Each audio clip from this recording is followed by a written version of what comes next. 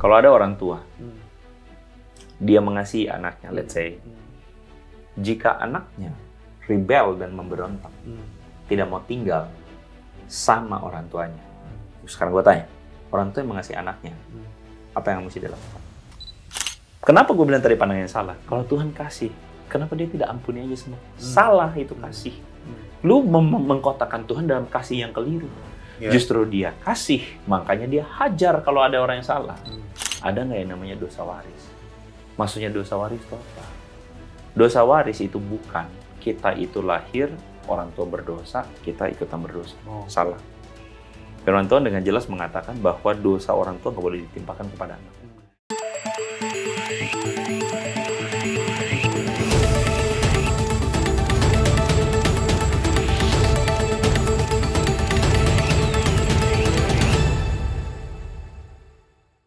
Ada beberapa pertanyaan nih, Ko Andre. Silakan. Kita mau tanya jawab nih, Ko Andre.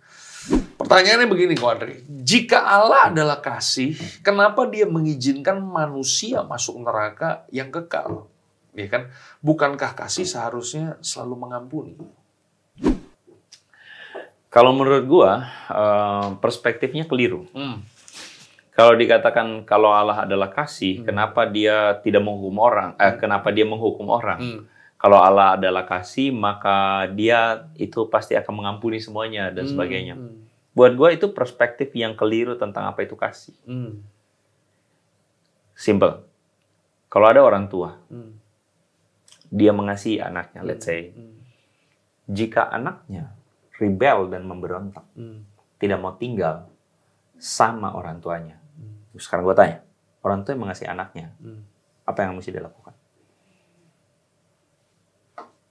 Ya, mengajar, mendidik. Mendidik dengan cara apa? Hukum nggak? Iya, pasti. Kalau dia rebel, kalau dia berontak, kita bilang, bikin PR, nggak mau. Kalau kasih, ngapain? Mengampuni. Kita salah loh memahami apa itu kasih. Kalau kasih ngapain? Sebagai orang tua, kasih ngapain? Ya, mendidik, mengajar. Mendidik. Iya. Mendidik dengan apa? Belajar. Tapi barang siapa ku kasih, kutegur dan ku hajar. Iya. Tapi kalau sampai-sampai dia bilang, gua kagak mau hidup sama papa. Kalau kasih apa? Kalau kasih gimana? Dia nggak mau. Kasih gimana? Kalau kasih gimana? Kalau orang tuanya kasih, what you do? Mengampuni. Ya udah. Nggak gitu. Iya. Justru kasih. Dia buka pintu keluar. Silakan pergi. Kenapa gue bilang tadi pandangannya salah? Kalau Tuhan kasih, kenapa dia tidak ampuni aja semua? Salah itu kasih. Lu mengkotakkan Tuhan dalam kasih yang keliru. Justru dia kasih, makanya dia hajar kalau ada orang yang salah.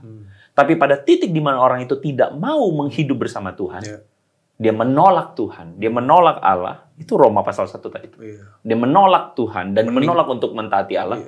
Tuhan buka pintu lebar-lebar. Silakan kau pergi dari surga. Silakan kau pergi dari bersamaku. Itu kan yang Bapak itu tadi. Itu kasih. Dan memang jadi salah siapa kalau orang dihukum? Bukan salah Tuhan. Salah orang itu. Salah dia sendiri. Iya, karena yang kita percaya bahwa memang Yesus mati buat semua orang. Tapi kadang-kadang kan kita berpikir bahwa kalau Yesus mati buat semua orang, harusnya semua orang selamat dong. Ya cuman kan sekali lagi. Kedangkalan kita berpikir iya, kan. Cuman sekali lagi, ya karena orang itu yang tidak mau meresponi kasihnya Tuhan. Iya. Orang itu tidak mau meresponi. Ya sudah. Atau meninggalkan gitu ya. Oke. Pertanyaan yang kedua nih, Ko Andre. Ya.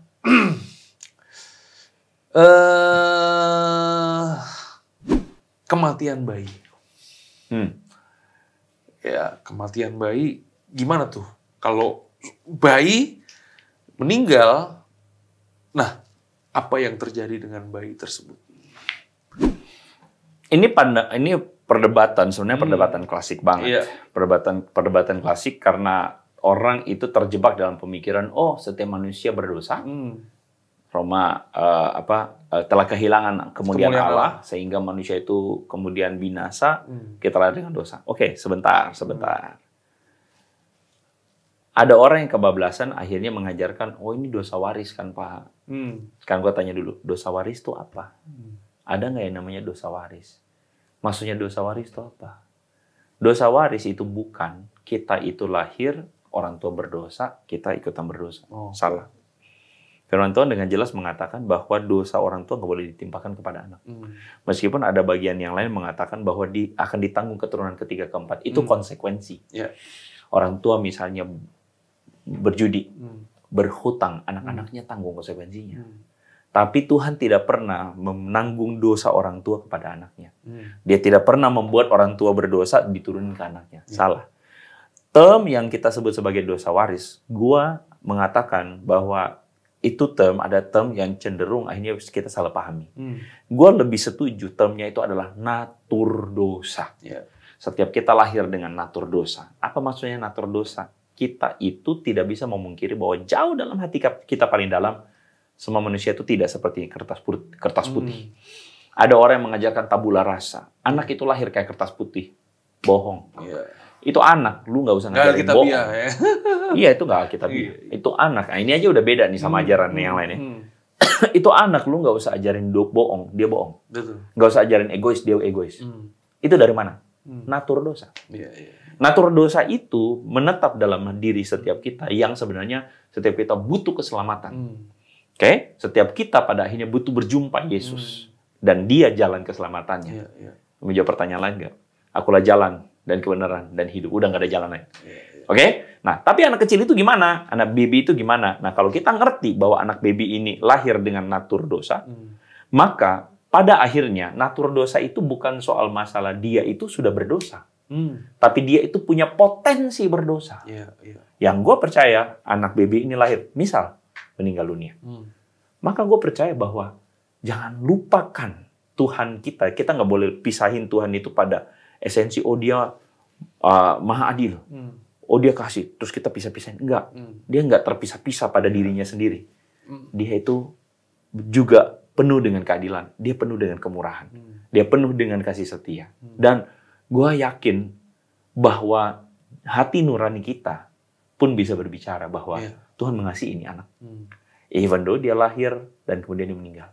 Dia punya natur dosa apa gimana? Dia belum sampai pada satu titik di mana dia diperhadapkan dengan pilihan untuk belum ada perbuatan untuk Yesus dia belum diperhadapkan dengan itu. Gue tidak sedang ngajarin kertas putih loh ya. Gue ngajarin setiap manusia lahir dengan natur dosa. Butuh Yesus Kristus.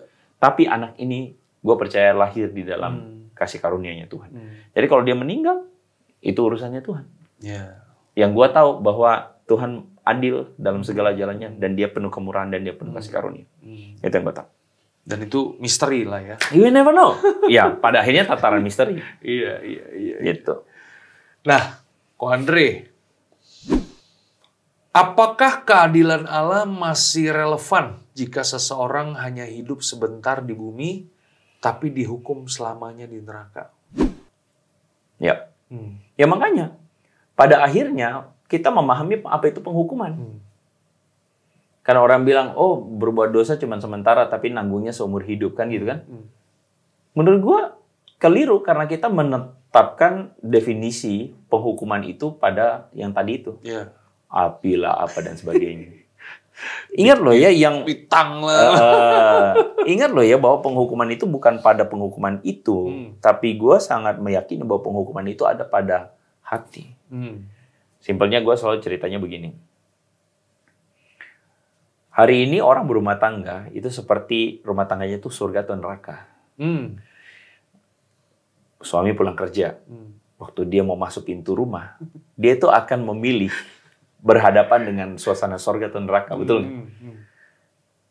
Dia berjumpa istri, dia bahagia, happy, ketemu anak-anak dia happy, surga.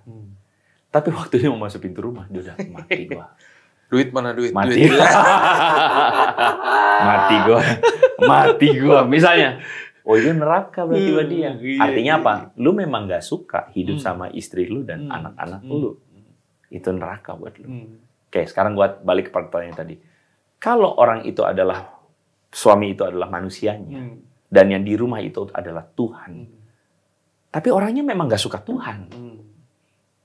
Dia memang selama bahkan hidup di dunia tercermin hidupnya. Dia jauh dari Tuhan. Dia tidak suka untuk hidup yang indah, yang kudus, yang baik. Dia gak suka. Dia sukanya lakukan kejahatan. Dia sukanya dari hati dia yang paling diam. Dia gak mau Tuhan dan sebagainya. Terus dia mati. Karena memang dia dari awal nggak suka Tuhan, ya udah tempat dia tidak bersama Tuhan. Penghukuman. Cengli nggak? Kekal. Cengli. Kenapa ya? Memang dia nggak suka Tuhan. Kalau dia nggak suka Tuhan, ya dia di luar toh. Lu tidur di luar di sofa. Ya udah. Adil. Karena memang Tuhan tidak menuntut orang itu harus suka dia. Tuhan tidak pernah menuntut kita untuk harus cinta dia. Dia nggak pernah nuntut. Ya sudah toh. Adil. Tuhan selalu kasih pilihan lah ya. Iya. Sama seperti orang muda yang kaya, yang datang kepada Yesus. Bagaimana caranya aku beroleh hidup yang kekal? Ya pilihan orang muda itu tersebut. Pilihan. Pada akhirnya, kalau pertanyaan itu kan, ya itu pertanyaan didasari pada asumsi yang keliru. Tentang apa itu surga neraka, asumsi yang keliru tentang apa itu penghakiman, penghukuman, dan sebagainya. Gitu. Iya. Sekali lagi nih, Ko Andre. Balik lagi ke pertanyaan awal. Wih. Iya kan? Siap. Pertanyaannya adalah, nah kita sebagai orang percaya di surga ngapain aja? Belum terjawab kan? Sebenarnya pertanyaan itu gue khawatir saat ini gue akan berkata gue nggak tahu. Karena gue sendiri terbuka dengan berbagai macam possibility bahwa nanti itu ketika kita bersama dengan dia akan seperti apa. Possibility tentu saja nggak ngawur-ngawur lah. Tapi kalau kita melihat pada misalnya gambaran Wahyu, gambaran Wahyu itu menggambarkan bahwa Tuhan itu adalah pusat dari segalanya. Dari dia mengalir kehidupan dan orang-orang datang kepadanya menikmati relasi dengan Tuhan. Bagi gue itu adalah gambaran yang paling bisa kita pegang saat ini. Karena kita kan bukan makhluk maha tahu. Kita juga tidak tahu masa depan. Kita bahkan nggak pernah jalan-jalan ke sorga. Gue nggak tahu lagi deh kalau ada orang yang ngaku jalan ke sorga. Gue nggak pernah berambisi untuk naik turun sorga. Nggak kepengen juga ya. Maksud gue adalah, ya aduh Tuhan gak usah terlalu gimana-gimana lah. Gue manusia biasa, even though kita sama-sama hamba Tuhan kan, tapi maksud gue yakin kita sama-sama ada nilai yang sama nih. Kita gak punya ambisi untuk kemudian dianggap orang hebat banget sampai-sampai apa. Enggak. Kita hamba, kita sama-sama hamba. But anyway, gambar yang paling bisa dipegang adalah ya di Wahyu itu. Ada langit dan bumi yang baru. Ada pemerintah. Nah itu menarik ya, sorga itu disebut langit dan bumi yang baru. Jadi bukan kalau kita membayangkan sorga yang ada di langit ya, kita membayangkan begitu ya. Meskipun ya lu cari di langit mana lu gak bakal ketemu. Ya kan? Karena itu kan adalah, let's say kita bilang dunia roh begitu ya. Atau dunia yang spiritual begitu. Dunia roh tuh maksudnya dunia spiritual. Ada tapi nggak kelihatan. Itu roh. Ya anggaplah begitu lah, anggaplah begitu. Karena itu kalau mau ngomong itu panjang aja. Tapi anyway kita bilangnya adalah ternyata desa ini adalah ada langit dan bumi yang baru. Desain langit dan bumi yang baru itu adalah ya, gue sangat meyakini adalah seperti mirip suasananya seperti yang kita ada sekarang ini. Jadi kita akan seperti apa? Gue yakin kita akan di sana yang kita lakukan adalah menikmati relasi dengan Tuhan. Menikmati bahwa kita tidak akan pernah terpisah lagi. Menikmati bahwa segalanya tuh akan jadi indah ketika apa? Ketika kita semua adalah sama-sama orang-orang yang mengasihi Yesus.